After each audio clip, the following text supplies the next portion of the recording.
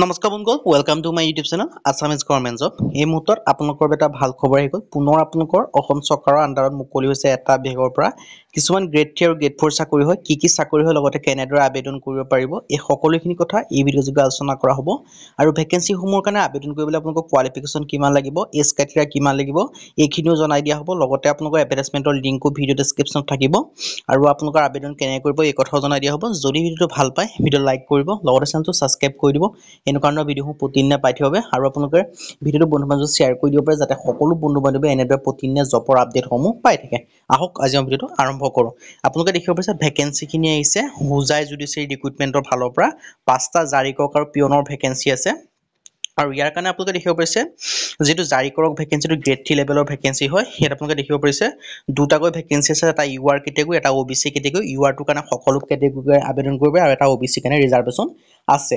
আৰু এজ লিমিটৰ সম্পৰ্কে 18 পৰা 40 বছৰ। আৰু আপোনালোকে এই ৰিলেক্সেশ্যনসমূহ কিমান বছৰ কৰিব মই সেই কথা ভিডিঅ'টো শেষত জনাই দিম। আপোনালোকে ভিডিঅ'টো শেষলৈকে চাই থাকিব।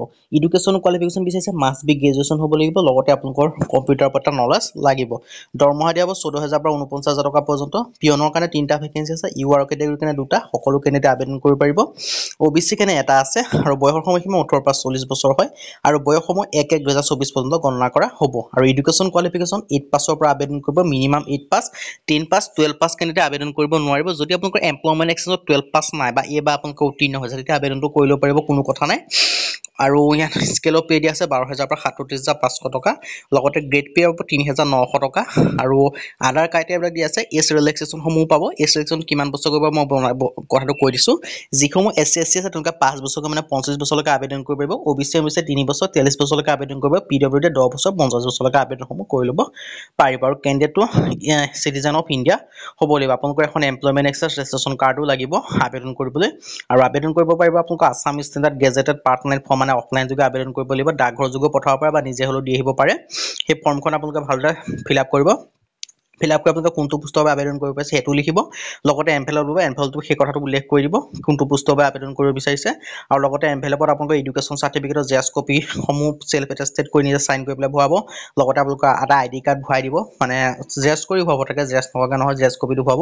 লগতে এমপ্লয়মেণ্ট এক্সচেঞ্জৰ জেৰক্স কপিটো ভৰাব। আৰু যদি কাষ্ট চাৰ্টিফিকেট আবেদন কৰিব বিচাৰে, কাষ্ট চাৰ্টিফিকেটৰ জেৰক্স কপিটো ভৰাই দিব পাৰে চেল্ফ এটেষ্টেড কৰি।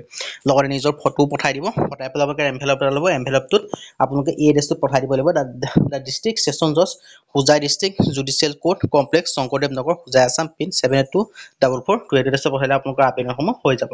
আজি ভিডিঅ' মানে যদি ভিডিঅ' ভাল পালে লাইক কৰিব, লগতে চেনেলটো ছাবস্ক্ৰাইব কৰি দিব। এনেকুৱা ভিডিঅ' প্ৰতিদিনে পাই থাকিব। আজিলৈ ভিডিঅ'ত লগ পাম।